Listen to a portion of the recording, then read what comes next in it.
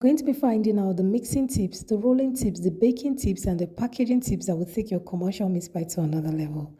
Number one thing to note in your mixing tip is know your ingredients and their measurements. You should know your ingredients and their accurate measurement for various quantity of meat pie. For example, if you have to make 300 pieces of meat pie, how much flour do you need? How much butter? How much salt? Now, I have a video that I've dealt with that. I'll put a link in the description box, so do not worry. Number two tip you must take note of is mix in batches. I see people having to make 500 pieces of meat pie using a big bowl or basin, turning a like half bag of flour into the bowl and mixing all at once. That will stress you. That will make your dough to be over processed, and it's also too much wahala. I would advise that you mix in batches. For example, in 100 pieces, you can mix in 20 pieces, that is in batches of 5, or 30 pieces in batches of 10, any form, but mix in batches. It will keep the crumble-like look of your dough, prevent over-processing of your dough, and help your meat pie to always look exceptional all the way through.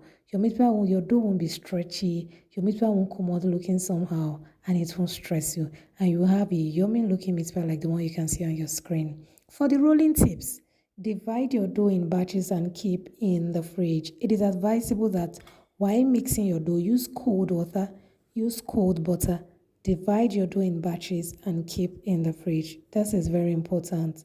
So to get that exceptional pie, you can't skip this step. I used to think, does it really matter? Until I tried. Look at me struggling with this dough. I refused to put it in the fridge. My God, the thing showed me shaggy.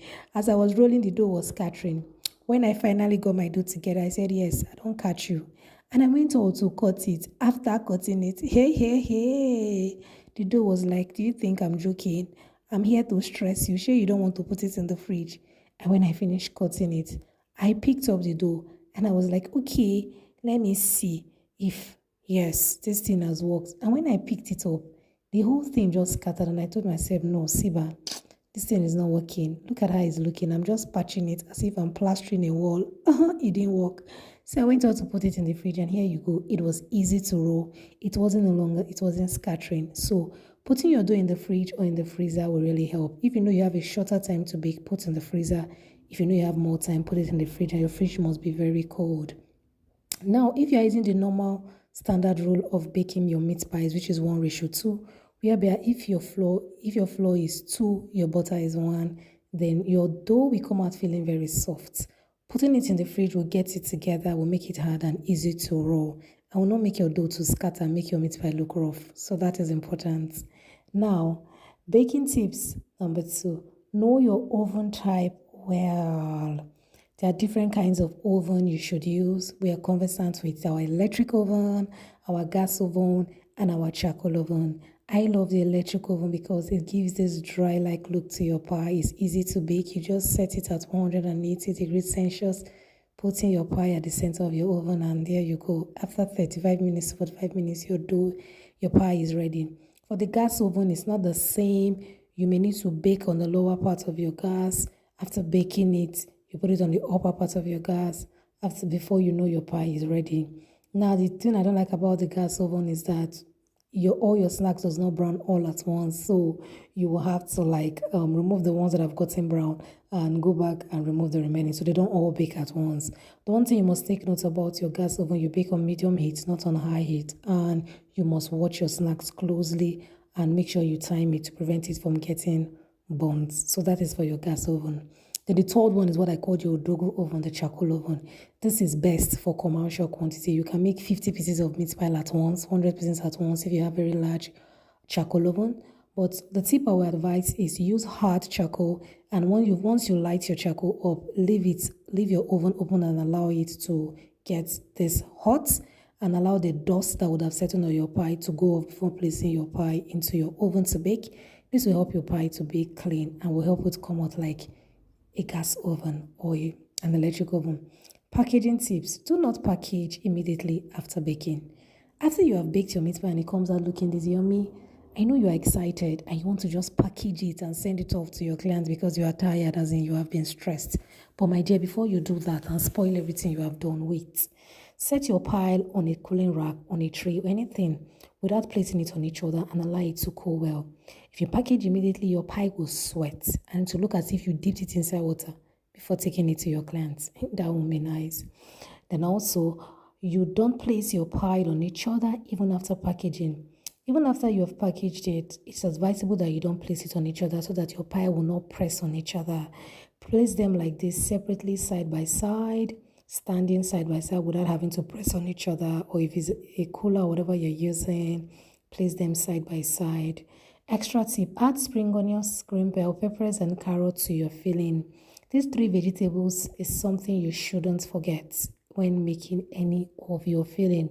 Whether you're using cabbage, whether you're using potato, whatever form of filling you want to make, please. Carrots, green peppers, and spring onions, you cannot do without them. They give your filling an exceptional taste, an exceptional flavor.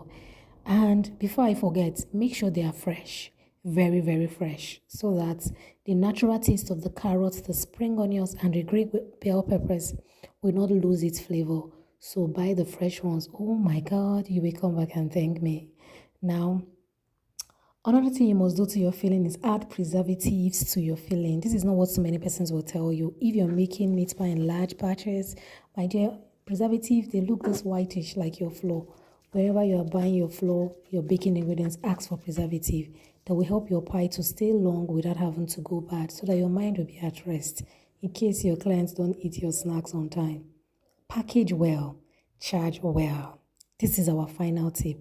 See, package well and charge well. Don't get scared. Will they pay? They will pay. Don't be scared. Will I find customers? You will find. After you've taken your time to do exceptional meat pie filling like this, and you are sure your filling won't go bad, you've used every trick you know how to use. You have gone on to mix using cold water, putting your dough in the fridge. Have you gone through all the stress and all the rules just to make sure that you give your clients the best meat pie? Then, my dear, charge well. What did I say? Charge well. People will pay for what looks good and tastes good. So don't get scared. If you know it's 2,000 naira that you want to charge, my dear, charge it with confidence. You know what you are selling and you know what it is worth. When people know that they can't find what you are selling elsewhere, they'll be willing to pay anything for it. They will complain, no, but my dear, they will pay.